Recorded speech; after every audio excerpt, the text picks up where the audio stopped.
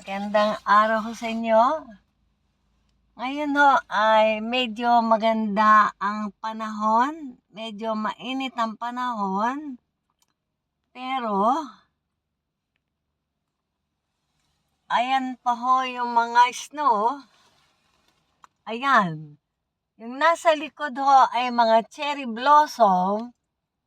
Ngayon, ito ho ay magbo-bloom sa April pa. Pero ayan na kahit mainit ang panahon, ayan, napakarami hong snow, bundok-bundok. Ayan. Ayan ayan. Kaya, sana matunaw yan bago man lang mag-bloom ang cherry blossom.